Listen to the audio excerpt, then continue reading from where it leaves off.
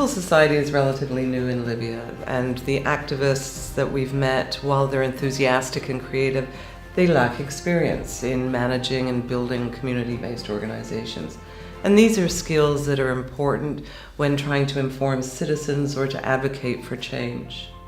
Well, that's right. And so the Anty Reada project was conceived to provide support to these organizations in developing their internal capacities to manage organizations. And so looking at things like policies that they may have that govern internal human resource management or financial management, how they recruit and support their volunteer base, but also how to conceive and develop proposals and projects, how to develop the monitoring and evaluation systems that are important for accountability. So whether you're an organization that's working in the field of disabilities or community reconciliation or entrepreneurialism, these are important skills that your organization should have. Absolutely. And the Institute for War and Peace Reporting recognizes that these are important skills, and this Anty Reada program is being implemented by them with support from the UK government. And it started off with research, comprehensive research to look at the operating environment all over Libya for civil society organizations. We wanted to know what the challenges and the opportunities were for civil society.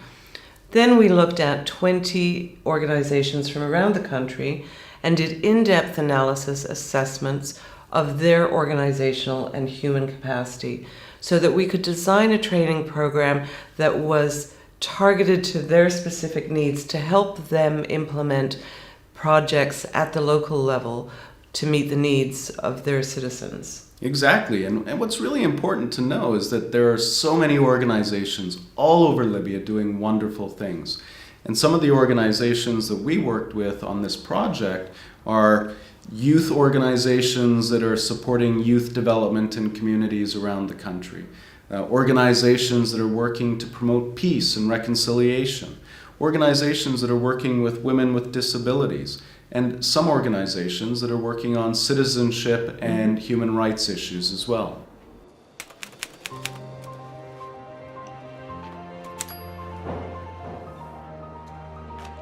Thank you everybody for being here. It's really great to see our Libyan partners in the room again. It's been some months since I've seen all of you, and I've been following your work through the project, and I'm really impressed and really pleased with how we've been able to support you as partners, and as a result, the work and the progress that you have made. We developed the Anty Reada program as a response to several gaps that we saw in the development sector in Libya. And this project design was born out of several years of doing programming in Libya with both media and also with civil society. I think broadly, Anty Reada was designed to address or to support organizations that were either gender-focused or led by women, organizations that were frequently working with very few resources and very little support in the communities at a grassroots level. The program addresses, not only the gender component and the need to support women and girls in their participation in their communities, but also, really tried to focus on organizations that were, working outside of the main urban centers, that may not have access to the type of activities or the type of trainings that the international community was regularly providing, to the civil society sector in Libya. And the lack of women in senior positions in both private and public sector, right? So when we're talking about the challenges, we're all agreed that these are the three major ones, or the three... I think with this project, what we really wanted to do is a couple different things. We wanted to make these small organizations more resilient. We wanted to give them some kind of organizational capacity, some administrative backbone that allowed them to, to develop and, operate on a day-to-day basis. And that could be anything as basic as making a schedule or making a monthly budget, or staffing, or understanding what the overall mission of that organization might be and the tools that they needed to to achieve that mission. The other goal was to promote gender rights, gender equality, to really support the greater involvement and engagement of women and girls in their community on a political level, a social level, a commercial level, or a cultural level. But I think also to bring men into the picture as well, to get the men in these communities to understand that that there's a whole other half of that community that they need to engage with, and that overall this is this is a good thing. It's a good thing for them. It's a good thing for their families. And it's a good thing for the communities within which they live.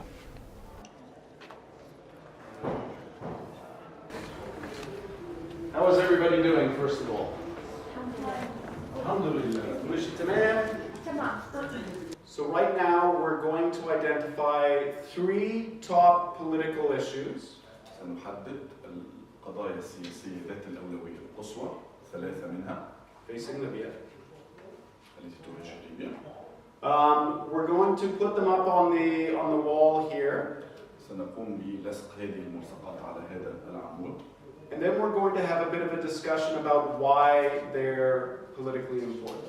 ثم ننخرط في نقاش حول أسباب أهمية وأولوية هذه القضايا. One of the key objectives of this program was to provide a number of female-led CSOs focused on key gender issues that could continue to conduct the work with much less international support and sustain that progress and process for the many, many years to come. I think one of the ways in which Anty Reada has approached this, which has been quite unique, is to ensure that there is a clear evidence base supporting their work, followed by capacity building of the various different CSOs, but then longer term mentoring of these CSOs as they implement their own projects, and then hopefully in the last phase coalesce into one larger group that can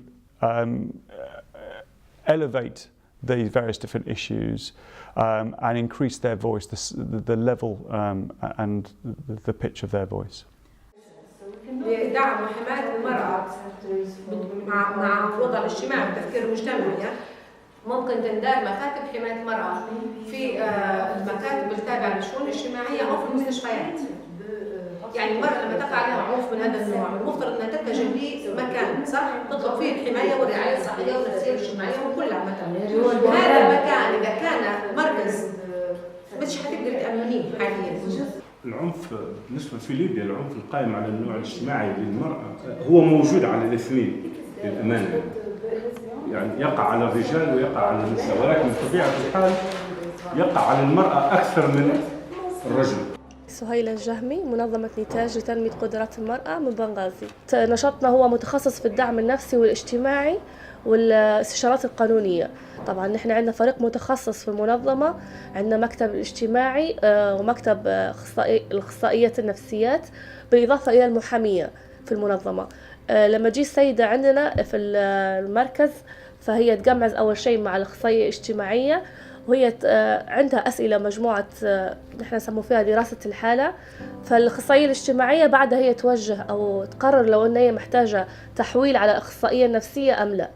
في نفس الوقت إحنا نعطي فيهم تدريب اللي هو اللغة الإنجليزية والكمبيوتر، وآخر شيء دورة صيانة الموبايل.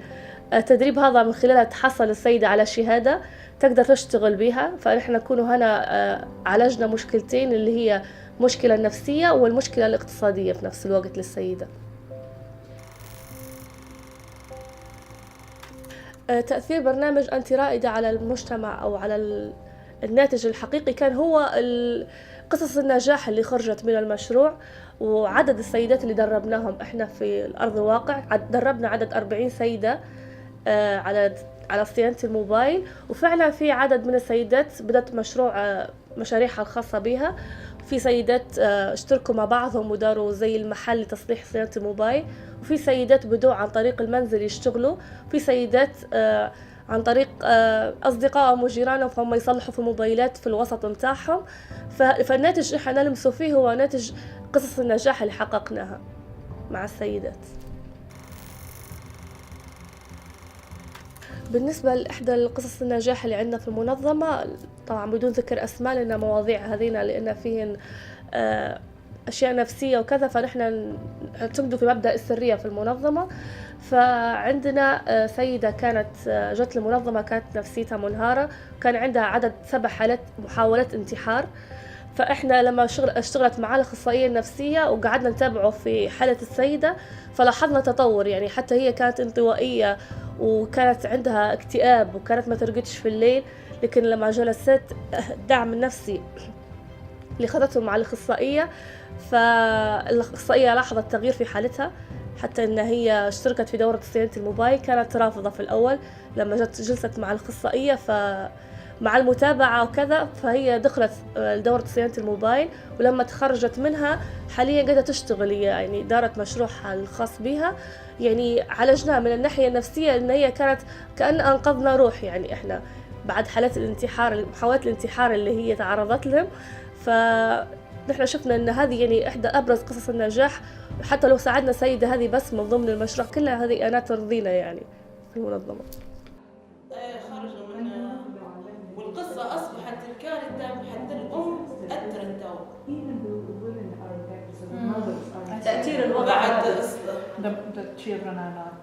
بعد إصدار اللي هي رموز تم إضافتها لرقم القيد، حرمت الأم من التصويت في الانتخابات، وحرمت من التعرف عليها في المنظومات، في منظومة التسجيل الليبية. أمل الناني، رئيس جمعية ليبية وابن غريب. رؤيتها ضمان حق الليبيات من الجوازات الغير ليبي وترسيخ حق المواطنة.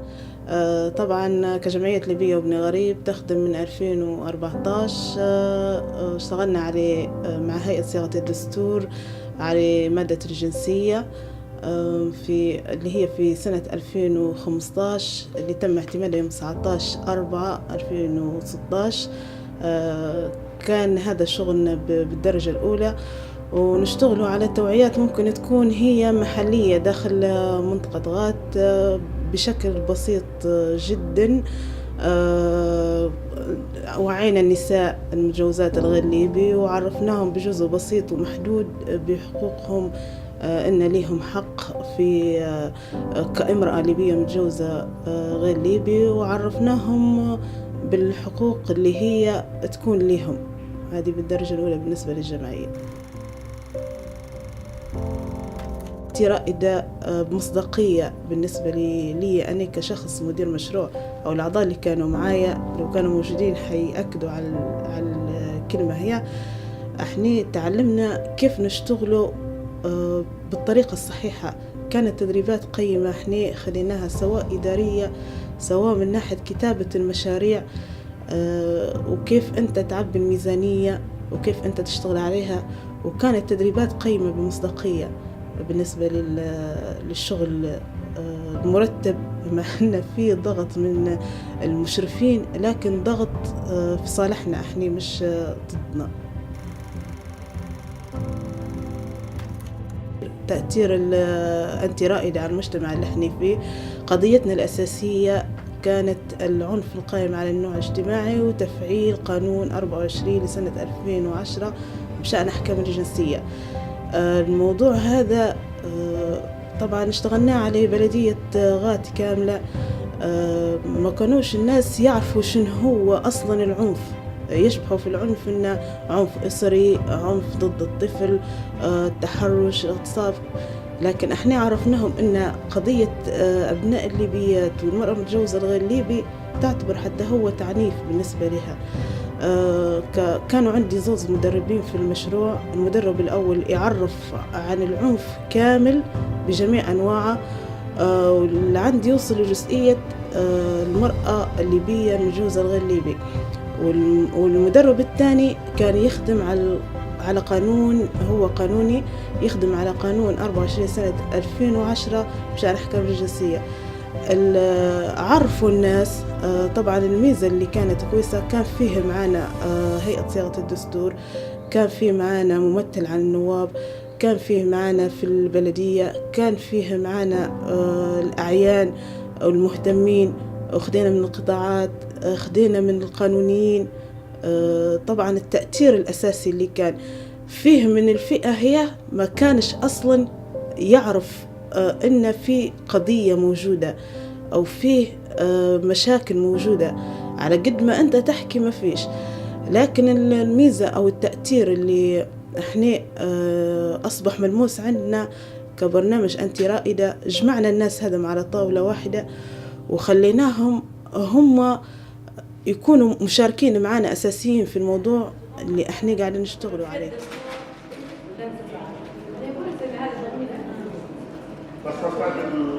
أنا بالنسبة لي الأولوية هي الدستور، ويتضمن هذا الدستور القوانين الدولية المصادق عليها. Okay. Can I just go back to something that Asma said? She said that when banks advertise for jobs, they want men. Do they put in the job adverts that it is only for men to apply? Because you said that some of the jobs in banks are only for men. IT, I'm talking about the IT, صح؟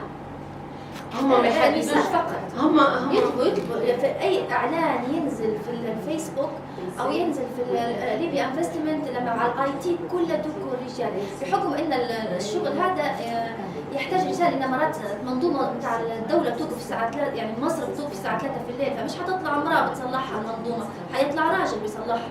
يعني نتكلموا عن يعني سيستم كامل، فما يطلبوش النساء يعني. IWPR in Libya and North Africa has always had a very good relationship with the donor community, both on the UK side and on the US side. The funders that we liaise with and who support us, I think, have understood the somewhat fluid environment that we operate in the Libyan context. You do with women and their role in peace building. But could you talk a little bit about the work you do with young people and their role in that? They've also been very supportive of the kind of programming themes that we've put in front of them, and have indicated needed their support, whether it was media, whether it was civil society, whether it was women, whether it was youth. These are all areas that we've identified through our years of experience in this country as areas where we think programming needs to exist, and the UK government has been very receptive in taking those ideas and accepting, our suggestions for programming. But I think specific to Anty Reada, the focus of the UK government on women, on gender equality, has been, an excellent opportunity for allowing organizations like IWPR and others to design and implement programming that we do think has, a real impact on the ground in Libya.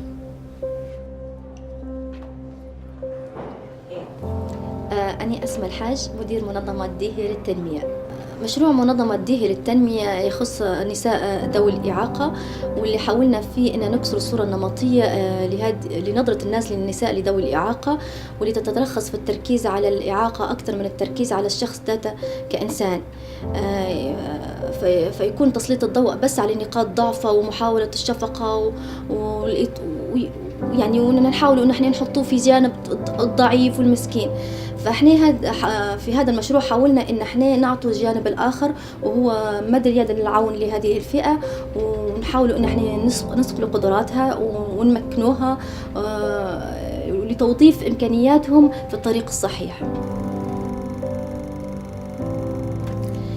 برنامج أنتي رائدة ساعدني كتير في مشروعي ذوي الإعاقة، أعطاني أرضية ثابتة واستراتيجية جديدة في طرح المشاريع وكيفية حل المشاكل، وكيف أنني نكون مركزة على موضوع التقييم والنتائج، يعني أعطاني صورة عامة على الأشياء اللي المفروض هي اللي تخليني ينجح مشروعي كمشروع. تأثير برنامج أنتي رائدة في مشروعي كان جدا تأثير واضح وملموس، لاحظته والتمسته في عيون المتدربات وفي نفسي أنا كأسمى وكمنظمة ديهية للتنمية. أعطانا أرضية صلبة في التعامل مع عدة مواضيع وطرحها خلانا نركزوا على النتائج، وهذه ما كنتش نعرفها أنا قبل. كنت ندير في مشاريع لكن بصراحة لم أعد ما نعطيهاش أي اعتبار النتائج، لكن مشروع أنتي رائدة ركز على حاجة اسمها نتائج، فقعدت أنا نبي نطلع بأي طريقة بنتيجة في مشروعي، والحمد لله يعني طلعت بعدة نتائج وقصص نجاح. When you're thinking about strategies, it's good that you're aware that sometimes things will be abused, initiatives will be abused, people will not necessarily implement them in the best way they should. But sometimes just getting that first step happening is all that you need. But I don't think anybody should be in any doubt, whether that's the international community, whether that's the Libyan government, whether that's Libyan society, that they don't have an incredibly strong cadre of women that are able to achieve quite extraordinary things with very, very limited resources in very, very remote areas with very little support. And that's one of the things that has become quite clear through this project, that there is expertise throughout the female population, throughout the male population who happen to be gender champions in all parts of the country, even in the remotest parts in the far southeast, the southwest, and so that is something that needs to be exploited by the Libyan government as we move forward, and we work towards much greater gender equality in the future.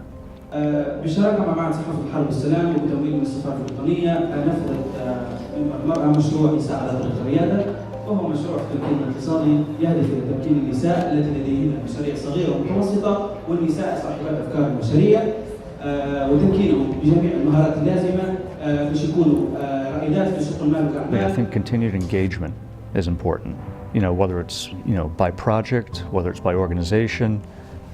I think I would start off by saying that to disengage in Libya would do a great disservice to funding to the international community, to international funders, to implementers, but most importantly to our Libyan partners and their beneficiaries within Libya. الفيديوهات 10 راح نجمع ورقة الإقتراع اللي فيها إشارة على اسم مؤسسة واحدة. أكثر من مؤسسة more than one is a spoiled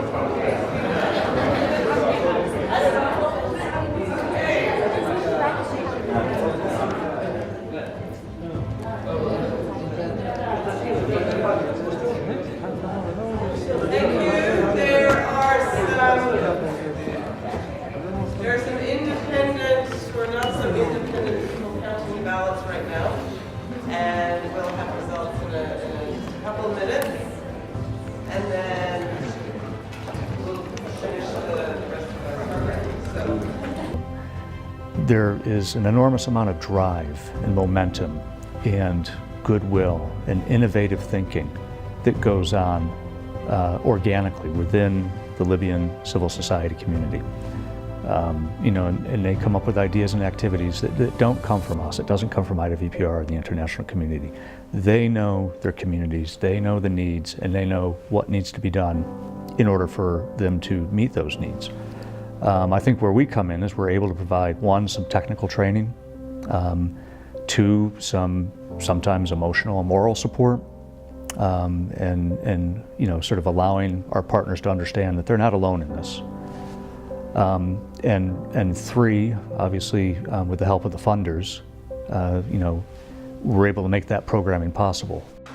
And the winner is DIHIA organization.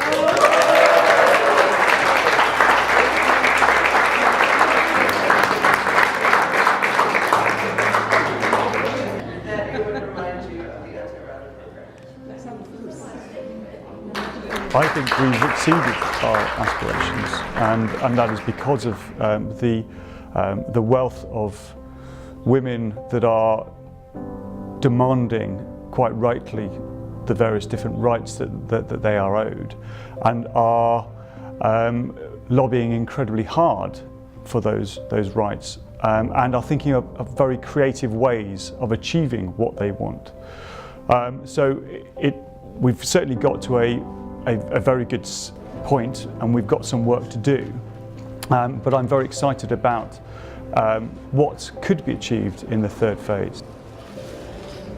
صراحة يعجز لساني عن شكر وتقدير ال IWPR وال BCI، يعني كانوا أكثر من عائلة لينا لمدة سنة، وشكر خاص أيضا للسفارة البريطانية اللي لولاها ما وصلناش لهذا المشوار الناجح في حياتنا. شكرا لكل من دعمونا وأخذوا بيدينا، ويعني أنتوا درتوا أكثر من اللي حاول أي حد تاني يديره لنا. These organizations are just a small sample of the organizations working in Libya at the community level. And they do it in partnership with citizens, with volunteers, with other government agencies, because they care and they want a prosperous and stable Libya. And they really are the face of Libya. They are, and what really impressed me, my biggest takeaway from all of this is just how active organizations are in their own communities, addressing real needs and working on behalf of their communities. And these are organizations that demonstrate every day that volunteerism is alive and well in Libya. And it's a terrific thing that they're doing, and I'm inspired. And they receive the support of activists in their communities, of the government, but also support of the international community. And the British government, the UK embassy in Libya, is to be credited for the support of the Anty Reada program. Absolutely. They've done it in a way that is being led by the Libyan organizations themselves in terms of their activities, but they've made a long-term commitment over a couple of years to support the organizations to improve their communities.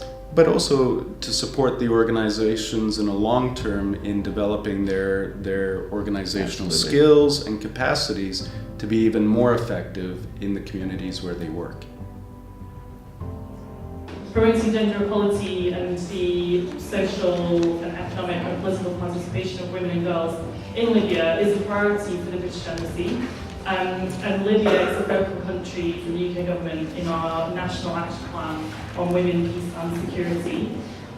We're incredibly proud that we're able to support the amazing work that you do, that we've heard about today, through IWPR, who we'd also like to thank very much for the continued partnership. The presentations that we've heard and the follow-up and the videos have been amazingly inspiring. I feel very inspired by what I've heard today. And I've been particularly struck by the wide range of issues affecting women and girls in Libya that you're working on in different ways, and the obstacles that you've outlined and the ways you've been able to overcome those to ensure that you've achieved successes within your individual projects, and how you're able to come here today and speak with one another, collaborate and coordinate and generate ideas of what we can keep doing to support women and girls in Libya. So congratulations, thank you very much for taking the time to be here, thank you very much to everyone who's attended, and we look forward to seeing what you do next.